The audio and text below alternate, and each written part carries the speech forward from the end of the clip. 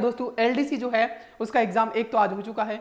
अब आज एग्जाम हो चुका है, इसका मतलब हमें कुछ चीजें आइडिया हो गए जो 19 में जिनका एग्जाम है बच्चों का, उनको ध्यान रखनी है। क्या? जैसे कि जीके जो है वो सिलेक्शन डिसाइडर नहीं है, ये आज पता चल गया है, क्योंकि जीके जो आ रहा है वो सबको आ रहा है और एक दो क्वेश्चन नहीं आ रहा है तो वो किसी को नहीं आ रहा है। इसका मतलब सिलेक्शन डिसाइडर क्या है? तो दोस्तों मैं फिर बता दूं, जैसे रिट में दोस्तों जीके सिलेक्शन डिसाइडर था क्योंकि 50% मार्क्स का था। यहाँ पे जीके सिर्फ 50 क्वेश्चन है, बाकी 2 लैंग्वेज है और वहां पे selection decider English. English selection decider नहीं है, जीके नहीं है। इंग्लिश क्यों नहीं है?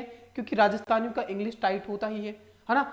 राजस्थानियों का इंग्लिश अच्छा करना और राजस्थान में सरकार रिपीट करना दोनों ही मुश्किल काम है दोस्तों, है ना। तो इंग्लिश सिलेक्शन डिसाइडर नहीं है, सभी के फटे नंगे हालात होते हैं। हाँ, हिंदी का दोस्तों लिमिटेड सिलेबस है और इसके अगर कॉन्सेप्ट क्लियर है तो आप 50 में से 48 47 नंबर ला सकते हो, ऐसी संभावना है और यही सिलेक्शन डिसाइडर है दोस्तों। ये तो ध्यान क्या देना है, जो पिछले 3-4 बजे कई बच्चे कमेंट कर रहे थे कि सर बता दीजिए कि कम से कम कितने क्वेश्चंस तक हम जाए क्या? नेगेटिव है तो मारने तो सारी है, नेगेटिव तो है नहीं तो मारने तो सारी है, लेकिन सही होना भी तो जरूरी है। नेगेटिव ना होना ही सिलेक्शन के लिए पर्याप्त नहीं है।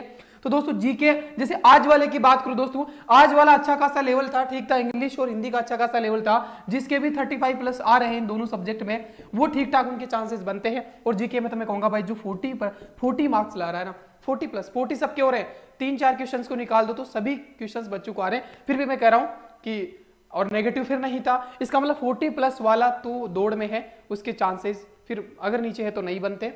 हालांकि कट ऑफ नहीं है, मैं सेफ वो कह रहा हूं कि कट ऑफ की बात नहीं करता हूं मैं जनरली। कुछ बच्चे कमेंट्स कर रहे थे कि सर कौन सा सिलेक्शन डिसाइडर फैक्टर है, उसकी बात कर रहा हूं मैं। तो अब आपको सिर्फ इंग्लिश पे ध्यान देना है, हिंदी पे 2-3 दिन जो बचे ना हिंदी पे, और अगर हिंदी में आप 45+ चले गए ना दोस्तों, आपका सिलेक्शन कोई नहीं रोक पाएगा, भले यहाँ पे 35 रह गए हो, यहाँ पे भी 35 रह गए हो। क्योंकि इंग्लिश अच्छा नहीं हो सकता, इंग्लिश पे ज्यादा हाथ पैर मत मारना, हिंदी अच्छा हो सकता है राजस्थानियों का, इस पे टाइम दीजिएगा। ये 40 नंबर, इससे एक आइडिया लग गया दोस्तों। जो थोड़ा सा करंट अफेयर्स का डो जैसा पूछ रहा है, जो टीचर्स भी नहीं करवाते हैं, तो वो और वो आ भी जाता है, वो न्यूज़पेपर से ही है, तो ज्यादा टफ जीके भी नहीं पूछ रहा है, बहुत हल्का फुल्का पूछ रहा है, तो ये आ जाएगा। इस पे ज्यादा टाइम इन्वेस्ट मत करना, बहुत वाइड सिलेबस है और जो आना होगा वो आ जाएगा, नहीं आएगा वो किसी को नहीं आएगा। क्योंकि यहाँ पे अगर तुम 2 क्वेश्चन के लिए 2-4 घंटे डेली के वेस्ट करोगे, उससे बढ़िया हिंदी का बहुत लिमिटेड सिलेबस है, आप 5 दिन में 10 बार पढ़ सकते हो हिंदी को, इतना लिमिटेड है।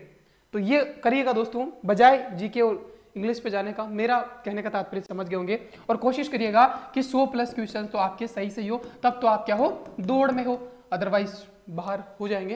तो ये 19 वाले ध्यान रखना, इंग्लिश पे थोड़ा फोकस करना, बाकी हाथ फेर मारने का कोई फायदा है नहीं। और वैसे भी अब तो 5 दिन का टाइम बचा है, तो हिंदी पे ज्यादा फोकस करिएगा।